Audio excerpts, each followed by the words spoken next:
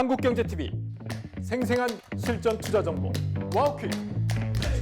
월 5,000원 커피값으로 투자 정보가 내 손 안에 배달됩니다. 와우킥 N에서 만나요. 네, 매크로 이슈 점검해 보도록 하겠습니다. 이재충 CSOP 자산운용 상무 모셨습니다. 상무님 안녕하세요. 반갑습니다. 네, 안녕하세요. 네, 최근 시장의 가장 큰 이슈는 아무래도 AI 버블론인 것 같습니다. 사실 AI 버블론이 지금 처음 나온 게 아니라 계속해서 잊을만 하면 시장에서 부각이 되고 있는데 소프트뱅크가요, 엔비디아 지분을 전량 매각을 했다고 합니다. 여기다 더해서 마이클 버리의 이런 AI 버블론에 대한 지적도 투심을 좀 위축시켰는데 상무님께서는 어떻게 보십니까? 그렇죠. 뭐 그 두채 같은 게 투자 쪽에서 굉장히 유명하고 영향력 있는 그렇죠. 분들이니까 네. 그게 시장에 부정적인 요소를 줄 수 있긴 한데 다만 마이클 버리 같은 경우에는 예전에 빅숏 할 때 그때 프라임 모기지 사태 때 거의 1년 정도 숏 포지션을 먼저 잡은 것 같긴 해요. 그리고 그때 그 사실 금융시장에 문제가 있었던 것들 그리고 사실 보면 크레딧 쪽에서 문제가 있었잖아요. 근데 이번에 주식시장 AI 조금은 양상이 다르죠. 개별 종목의 그 버블 그거는 어느 정도 인정을 합니다. 왜냐하면 우리가 봤을 때 주식을 바라볼 때 뭐 PER이라든가 PBR이라든가 네. 여러 지표를 봤을 때 사실 우리가 봤을 때보다 너무 높기 때문에 지금까지 과거에 있었던 데이터보다 다만 지금 앞으로 움직이는 거는 그 M7이 S&P에 차지하는 비중 30% 약간은 줄여야 되긴 하겠죠. 로테이션이 일어나면서. 근데 향후 이제 AI가 과거에 생성형 AI에서 물리적 AI, 실제로 AI가 효율성을 향상시키면서 그거에 대한 영업이익을 증가시킨다. 이렇게 되면 AI에 대한 투자가 정당화가 될 것이거든요. 그래서 그런 식으로 진화되는 모습들이 보이고 있기 때문에 특히 아시아 지역에서, 네. 특히 중국에서요. 이런 측면을 봤을 때는 저는 아직까지 AI 산업 전체의 버블이라고 보진 않고요. 다만 일부 종목에서는 그 평가가 고평가돼 있다라고 보고 있습니다. 워낙 주가 자체가 잘 가기는 했습니다. AI 산업 자체가 버블이라고 생각하시지는 않지만 기업마다 차이는 좀 있을 것이다라고 언급해 주셨는데 TSMC가 매출을 발표를 했죠. 10월 매출이 역대 최대를 기록을 했습니다만 매출 증가율은 20개월 내 최저를 보였습니다. 이를 두고 또 다시 거품론이 나오고 그렇죠. 있는데 어떻게 해석하셨습니까? 사실 같은 맥락이죠. 네, 지금 네. 굉장히 주가가 많이 올라 있기 때문에 그렇죠. 어떻게 보면 조정에 아니면 이유를 찾기 위해서 여러 가지 소식들을 찾고 있긴 한데요. 근데 사실 이런 뉴스들이 나오면서 만약에 주가들이 큰 조정을 받았다. 그러면 그 논리는 맞긴 한데 그게 아니면서 유동성 장세가 계속 지속되고 있잖아요. 특히 이제 미국의 셧다운 정부 셧다운 문제가 해소되면서 이제 저희가 이제 제롬 파월이 그래서 연준에 대한 이자를 어떻게 인하할 것인지 그 방향성에 대해서 주목을 해야 되긴 하겠지만 특히 봤을 때 이런 우려들이 이제 어떻게 보면 AI 섹터에 대한 투자는 계속 지속될 네. 거거든요. 거기에 추가적으로 유동성 장세가 굉장히 펼쳐질 것이다. 유동성 장세가 펼쳐지면 우선은 그 고평가 대권들에 대한 그 밸류에이션 측면 큰 우려가 되지 않는다. 왜냐하면 주식시장이 요즘 거의 센티먼트 드리븐으로 움직이고 있잖아요. 사실 어떻게 보면 채권 시장이 더 정확하긴 하죠. 왜냐하면 숫자로 움직이면서 이게 아니다라는 걸 조정해 나가니까. 근데 센티먼이 주도하고 있는 유동성 장세는 어느 정도의 고평가 무난하게 움직일 것이다라고 저는 보고 있습니다. 특히 이번에 TSMC, 네. 특히 엔비디아의 젠슨 황이 주문을 더했죠. 웨이퍼. 그렇죠. 그렇죠. 그런 소식들 본다 보면 향후 TSMC 개별 종목만을 따지고 보더라도 제 생각엔 중국 쪽에 아니면 한국 쪽에 그 물량들을 흡수할기 때문에 주문 물량들을 TSMC에 대한 주가도 좋아 보이고요. 네. 만약에 TSMC 2배짜리가 된다 그러면 혹시 관심이 있으실지 한번 제가 여쭤보고 싶네요. TSMC 주가가 사실 그동안 많이 오르기는 했습니다만 여전히 좀 호재, 모멘텀이 있기 때문에 추가적으로는 더 갈 수 있다라고 언급을 해주셨고요. 지금 AI 산업 성장 그 중심에 HBM이 있었다면 이제는 더 나아가서 메모리 시장까지 좀 번지고 있습니다. 샌디스크가 11월 낸드 플래시 메모리 가격을 지금 보니까 전월 대비해서 50% 인상했다고 하고요. D램 가격도 계속해서 오르고 있습니다. 반도체 슈퍼사이클에 진입했다라는 평가가 많은데 언제까지 갈 거라고 보십니까? 그렇죠. 지금 저는 더 네. 지속될 거라고 보고 있고요. 네. 왜냐하면 공급이 원활하지 않은 상황에서 수요가 굉장히 늘어나고 있기 때문에 그렇죠. 특히 그 수요는 데이터 센터가 여기저기서 만들어지고 있고 굉장한 수요가 창출되고 있어서 그걸 못 따라가고 있는 거거든요. 특히 가격 상승이라는 거는 아까 말씀드린 그런 반도체, 메모리 업체들 아니면 HBM4 같은 경우에는 엔비디아가 이미 내년 끝때까지 다 준비를 했잖아요. 매트 동료를. 그래서 굉장히 좋고 네. 여기서 봤을 때는 지금 최근에 어떤 얘기까지 들었냐면 사실 이거는 새로운 반도체죠. 그러니까 새로운 걸 만들어서 파는 그걸 수요하는. 근데 과거에 있었던 중고 반도체들이 이미 그 기기에 있던 것들을 그걸 회수해가지고 리퍼비시해서 파는 그런데도 수익이 창출되는, 왜냐하면 가격이 너무 올랐으니까 그 정도 품귀 현상까지 이루어지고 있거든요. 중고까지. 그래서 반도체 사이클 슈퍼 장기화 굉장히 지속될 거라고 보고 있고요. 골드만삭스의 리포트를 운영하다 네. 보면 사실 보면 반도체 저희 홍콩 쪽이 더 전문은 아니고요. 한국 쪽에 있는 분석가들이 훨씬 더 명확하게 잘 알고 계시다고 보시면 될 것 같아요. 근데 홍콩 쪽에서 그거에 굉장히 관심을 가지고 있거든요. 네. 골드만삭스 같은 경우에는 2026년까지 상반기 아니면 하반기까지 이것들이 계속될 것이다. 그리고 SK 하이닉스의 영업이익률 지금 굉장히 높아졌죠. 지금 공급 부족 현상과 높은 가격이 계속 유지된다 그러면 그 영업이익률이 굉장히 유지될 것이다라고 보고 있어서 저희는 슈퍼사이클 상당히 오랜 기간 지속될 거라고 보고 있습니다. 네, 반도체 슈퍼사이클이 상당히 오랜 기간 예상보다 더 길게 지속될 것이다라고 전망해 주셨고요. 앞서서 골드만삭스 이야기해 주셨는데 이런 사이클 안에서 골드만삭스가 SK 하이닉스와 삼성전자가 최대 수혜를 볼 것이다 이런 분석을 내놨어요. 동의하십니까? 저는 동의하고요. 요즘 왜냐하면은 미국에 있는 반도체 업체들 네. 과거에 M7이 거의 40% 이상을 차지할 정도로 S&P 500에 굉장히 많은 가격 상승을 3년 이상을 해왔었죠. 이제는 가격이 조금 저평가돼 있는 여기서 더 수혜를 입을 기업들을 찾고 있는 거고 한국의 SK 하이닉스와 삼성은 민간 기업에서 ASMR과 협력을 하면서 R&D 센터를 설립하고 네. 그다음에 여기에 한국 종목들이 조금 더 부각을 받는 이유는 우리나라 국가 차원에서 지금 AI 산업에 대한 전반적인 지원이 아직까지는 이루어지지 않았지만 추가로 이루어질 가능성이 굉장히 크다고 보고 있습니다. 그래서 우리가 얘기한 소버린 AI라는 개념부터 시작해서 정부 차원에서 AI 관련 섹터에 대한 아니면 그 반도체 섹터에 대한 규제를 완화한다던가 아니면 정부 차원에서 지원하기 위한 정책까지 이루어진다 그러면 제 생각에는 지금 현재 삼성과 SK 하이닉스 전체 반도체 업황에서 아니면 업종에서 가장 주목받는 기업들이라고 보고 있고요.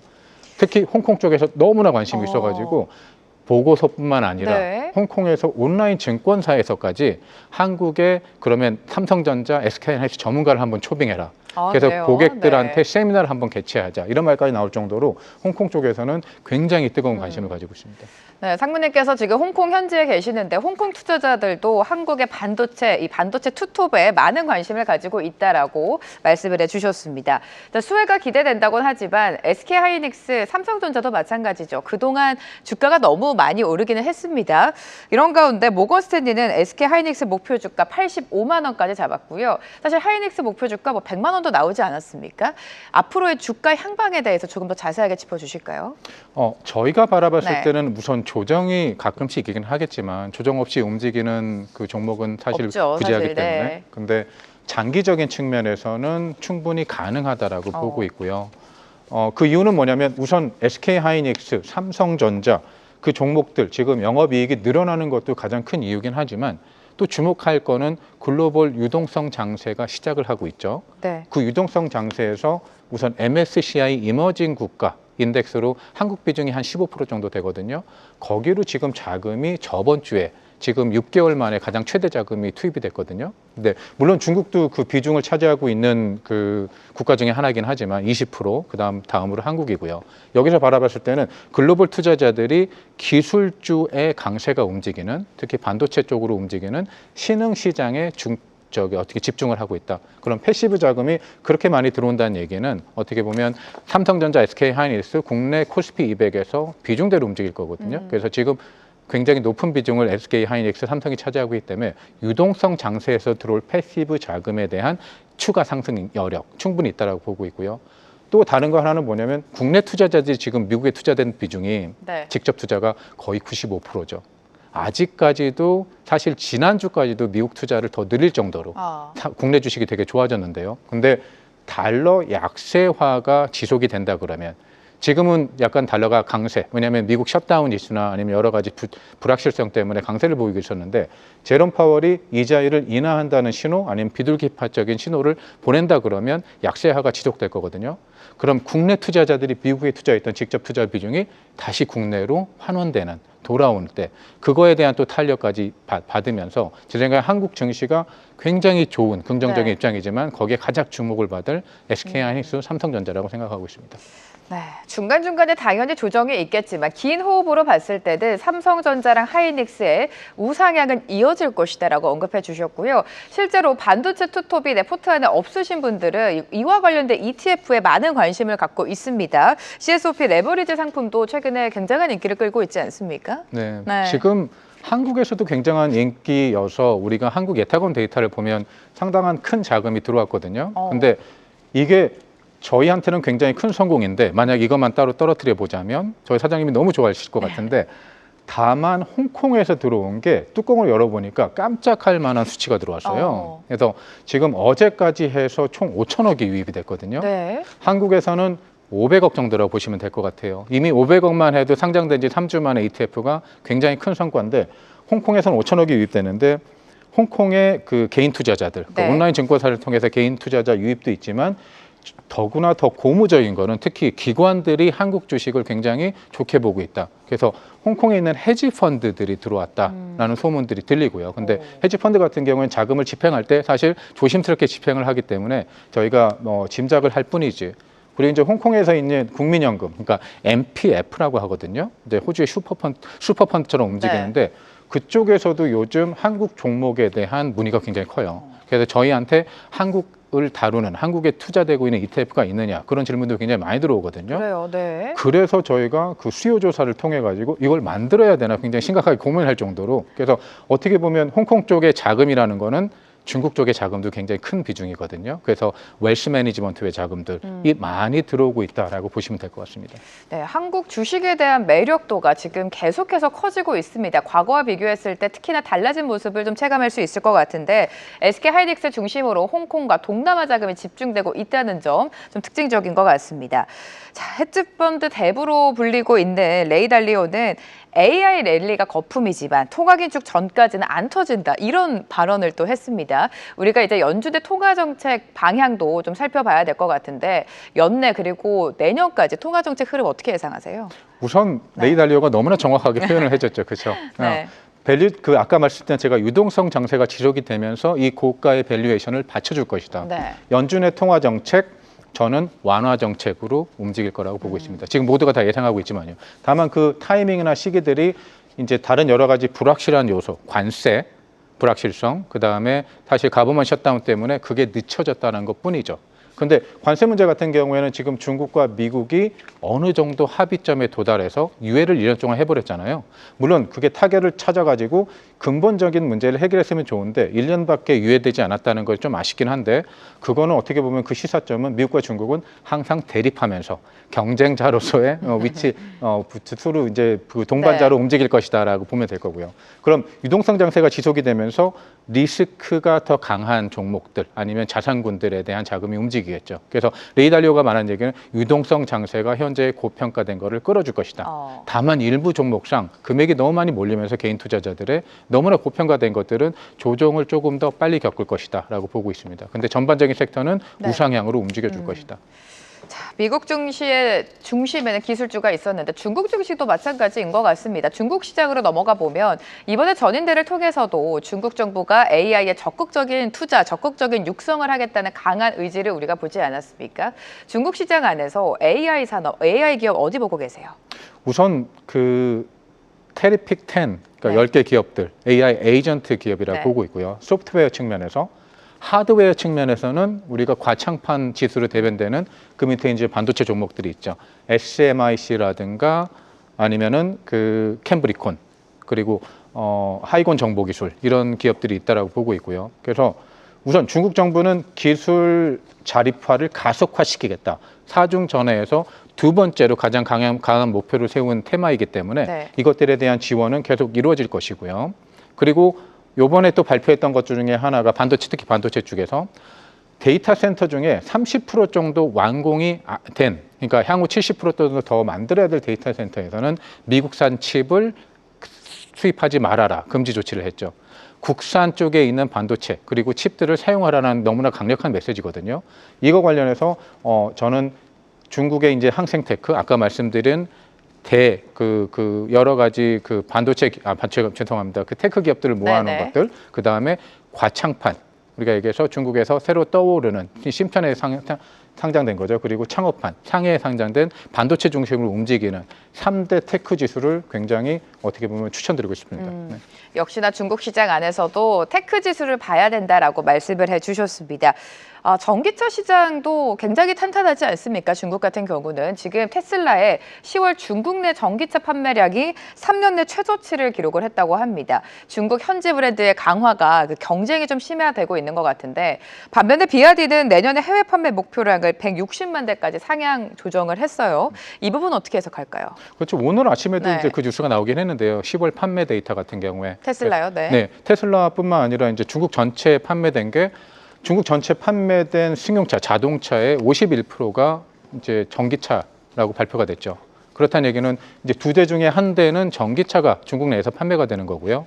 이거 같은 경우에는 실제로 생산량, 그다음에 인도량, 주문량과 인도량, 그러니까 실제로 네. 고객들한테 인도가 된 것까지 해서 같이 늘었거든요. 170만 대가 10월 달에 이제 됐다라고 보고 있고요. 그리고 여기서 또 조금 더 고무적인 거는 중국 업체들이 해외 수출 비중이 굉장히 많이 늘었어요. 그래서 전월 대비 중국 전기차가 해외에 판매된 게 17% 정도 늘었고요. 작년과 비교하면 너무나 큰 숫자로 100% 정도 증가했습니다. 물론 BYD가 일으킨 가격 경쟁 때문에, 전쟁 때문에 어떻게 보면 컨설리데이션이나 리스트럭처링을 안에서 그 사 기업에서 주도하기 위해서 했던 것들이 중국 정부가 그렇게 좋아하진 않죠. 그래서 시작된 게 우리가 얘기하는 그 과잉 경제를 억제한다는 정책들, 엔타이 인볼루션 나왔거든요. 그래서 BYD 아니면 다른 전기차 업체들 향후 그렇게 심각하게 출혈을 겪어가면서 가격 경쟁을 하지 않은 상황에서 국내에서의 마켓 쉐어보다도 해외 마켓 쉐어를 늘려가고 있기 때문에 저는 굉장히 전망이 좋다라고 보고 있습니다. 중기적인 측면에서 네. 접근을 하셔야 될 거라고 보고 있고요. 특히 BYD, 샤오판 같은 경우는 어제 17%가 올랐죠. 왜냐하면 각 기업마다 뭐 다른 여러 가지 요소들을 또 그 사업 구조에서 집어넣고 있기 때문에 오르는 거나 내려가는 거 약간의 다소 차이가 있을 것 같기는 하지만 전반적인 전기차 섹터 다시 한번 주목해 보셔야 되는 걸로 보고 있습니다. 네, 전기차 섹터는 다시 한번 봐야 된다라고 말씀해 주셨고 로봇 쪽도 보도록 하겠습니다. 골드만삭스가요. 중국의 로봇 공급망이 내년 하반기에는 대량 양산에 들어갈 것이다. 이렇게 전망을 했습니다. 실제로 이루어진다면 로봇 산업, 로봇 업계 굉장히 큰 영향을 줄 텐데 어떻게 예상하십니까? 저는 장밋빛 같은 예상이라고 보고 있고요. 사실 로봇 같은 경우에는 실생활에서 활용되는데 아직까지는 사실 대량 양산이 된다고 그러더라도 그 가격이나 이런 것들이 굉장히 높기 때문에 네. 우리가 실제로 그게 영업이익으로 연결되면서 그 성과들을 보여주는 것들 제 생각에는 가시적으로 보셔야 된다고 보고 있고요. 그렇다는 얘기는 실제 내년 상반기, 하반기 이루어질 수도 있긴 하지만 그게 어느 기업이 될 것이냐 이런 것들은 아직 가시적이지 않습니다. 그래서 로보틱스를 접근하실 때는 어떻게 보면 약간 그 ETF 위주로 사실 어떤 종목의 호재들 아니면 이런 소식들이 조금씩 다르게 나오고 있거든요. 네. ETF로 접근하셔도 될 거고 아니면 제가 보기에는 셴전 이노벤스라는 종목이 어떤 종목이냐면 공장 자동화 가장 대표 업체거든요. 그래서 실제로 양산이 이루어진다 그러면 우리가 활용할 수 있는 공장에서 자동화 로봇들이 사용되는 것들 이 조금 더 가시적으로 확실하다고 보고 있고요. 여기다 추가적으로 다른 섹터를 하나 말씀드린다 그러면 요즘 신재생 에너지, 아까 전기차라고 포함되죠. 거기에 태양광 섹터가 굉장히 각광을 받고 태양광이요. 있거든요. 네. 그래서 신재생 에너지, 태양광 아니면은 전력 공급망 사실 보면 AI가 되고 데이터 센터가 만들어지면 거기에 가장 중요한 게 뭐냐면 전력이거든요. 그거 관련해서 조금은 더 광범위하게 접근하시는 섹터로 접근하시는 게 조금은 전망이 더 낫다라고 보고 있습니다. 로봇 관련주 왜냐면 니치 마켓이라서 선택할 수 있는 종목들도 좁고요. 특히 ETF 안에서 만약에 ETF 택하시는 게 좋긴 하겠지만 ETF에서도 실제로 로봇 양산을 통해서 영업이익을 창출하는 기업이 그렇게 많지는 않아요. 네. 그래서 옥석을 가리셔야 된다라고 저는 로보틱스를 접근할 때 보고 있습니다. 로봇 양산을 통해서 영업이익을 창출하는 기업을 찾는 게 키포인트다. 로봇보다는 그래도 신재생 태양광 쪽 그리고 전력 공급망을 보자라는 말씀까지 해주셨고요. 자, 이렇게 각 개별 기업의 성과도 물론 중요하지만 중국 경제 전반도 좀 살펴봐야 될 것 같습니다. CPI, PPI가 모두 예상치를 상회했는데 경기 회복 조짐을 이야기할 때 중국 시장도 마찬가지로 중국 경제도 마찬가지로 부동산을 또 봐야 되지 않습니까? 중국 경기 지금 회복하고 있다고 보세요? 우선 네. 중국 소비 제 생각에는 회복하고 있다고 보고 있거든요. 소비는요? 회복이라는 표현보다는 올라간다라기보다는 떨어지는 게 많이 감소했다. 바닥을 찍었다라고 말씀드리고 싶습니다. 그 이유는 뭐냐면 CPI가 발표된 10월치 0.3% 상승을 했죠. 물론 일부 경제학자들은 그게 긴 연휴 때문에 그렇다라고 얘기를 하지만 6개월 연속으로 확장 국면에 들어섰거든요. 그렇다는 얘기는 여기서 디플레이션 압력 많이 해소가 됐다라고 보고 있고요. 근데 이제 소비를 올리기 위해서 진작을 위해서 가장 저해가 됐던 부동산 섹터. 우선 2026년 하반기까지 가격 하락은 계속될 거라고 보고 있어요. 근데 이 시점에서 보면 가격 하락의 속도는 굉장히 완만해지고 있죠. 근데 부동산의 가격 하락이 어떻게 보면 가시적으로 아니면 계속 완만해진 게 저희가 느꼈을 때는 제 생각엔 증시 주식시장은 이미 선 반영을 해서 움직이기 때문에 제 생각엔 만약 그 시점이 2026년 하반기로 온다 그럴 때 제가 보기에는 2026년 상반기에 중국에 대한 포지션을 더 늘려서 특히 소비 쪽에 우리가 얘기하는 바이주라든가 아니면은 관광업 그리고 그쪽에 있는 그 면세점들이 있죠. 그것들이 다 포함되는 그렇게 해서 섹터별로 접근하셔도 될 거라고 보고 있고요. 아니면 소비 비중이 가장 높은 지수 형태로 접근하셔도 될 거라고 보고 있고요. A50 지수, 금융주도 많고 소비주가 네. 많기 때문에 그렇게 접근하셔도 돼서 제 생각에는 현재 다음 달 데이터도 보긴 해야 되겠지만 만약에 다음 달 데이터가 계속 확장 국면에서 늘어난다. 물론 예상보다 조금 상회되긴 하는 그런 데이터가 나오긴 하겠지만 조금은 그래도 안심하고 들어갈 수 있지 않을까라고 보고 있고요. 만약에 여기에다가 11월, 12월 달에 네. 경제 공작 회의 전후를 그 시점을 만들어 가지고 중국이 소비 부양에 대한 부양책을 내놓는다 그러면 오늘 아침에 상무부에서 소비 부양을 적극적으로 추진한다라는 어떻게 보면 정책을 조금 구체적으로 내놓겠다라는 얘기를만 했거든요. 네. 근데 그 구체적인 내용이 아직까지는 나오지 나오진 않아가지고 않았고요. 그렇죠. 네. 만약 그 내용이 금액을 어느 정도 준다, 아니면 구체적으로 실제 어느 뭐 바우처라든가 여러 네. 가지 것들을 통해서 금액들이 다 정해져 있다 그러면 굉장히 좋을 거라고 보고 있고요. 부동산 섹터 어제 나온 뉴스이긴 하거든요. 이제 중국의 관영 매체에서 일선 도시에서 주택 매매 제한을 완화시키겠다, 아니면 해제하겠다라는 논평을 하나 냈었어요. 논평이라는 그렇게 해야 된다라고. 근데 그 논평을 내자마자 6시간 있다 그게 바로 없어졌거든요. 사라졌어요? 사라졌죠. 네. 그 관영 매체에서. 물론 중국 정부의 의지는 분명해요. 부동산을 올리고 싶진 않아요. 다만 하락은 멈춰야죠. 그래서 아니 땐 굴뚝에 연기 날까? 중국 정부 제 생각엔 12월 내에 약간의 부동산 어떻게 보면 올려주는 정책들, 소비를 올려주는 정책들 준비를 하고 있다라고 생각하고 있습니다. 자, 이런 가운데 홍콩의 최근 1개월 본토자금 순매수상의 기업을 보면 굉장히 다양했습니다. 중국 증시 상승이 이어진다면 중국 증시의 주도로 이어질지가 궁금하고, 사실 중국 시장에서 ETF나 펀드에 관심 갖는 투자자분들이 많거든요. 투자 전략 마지막으로 여쭤볼게요. 우선 본토 투자자들이 테크 종목을 굉장히 많이 순매수를 하고 있고요. 이제 종목을 직접 사시는 것도 많고, 오늘 아침 같은 경우에도 사실 샤오미를 가장 많이 남양 자금에서 유입이 됐거든요. 그리고 ETF로도 자금이 많이 유입되고 있고, 저희 항생테크 ETF 같은 경우에는 지금 본토 자금이 더 많이 들어와가지고 14조가 됐어요. 그래서 항생테크 같은 경우에는 중국 본토 투자자들의 매수 특성은 떨어질 때 들어와서 사는, 떨어질 때 들어와서 사는 이런 매수 형태를 보이고 있거든요. 그래서 떨어지고 올라가고 떨어지고 올라가고를 반복하면서 저희는 계속 자산고가 늘면서 어떻게 보면 전 세계에서 가장 큰 항생테크 14조로 움직이고 있고, 글로벌 자금 기술주로 굉장히 주목하고 있습니다. MSCI 이머징 마켓에서도 사실 그거를 자금을 이쪽으로 유인한 가장 큰 원동력은 중국의 기술 테마라고 보고 있고요. 그래서 향후 중국의 테크주 ETF들 그리고 소비 테마로는 A50 지수 한번 주목해 보실 만할 것 같습니다. 네, 중국 시장에 대한 전략까지 자세하게 풀어주셨습니다. 이재충 CSOP 자산운용 상무와 함께했습니다. 상무님 감사합니다. 네. 계속해서 다양한 경제 이슈를 알고 싶다면 구독과 좋아요, 알림 설정 부탁드립니다. AI 캐스터 권미정이었습니다.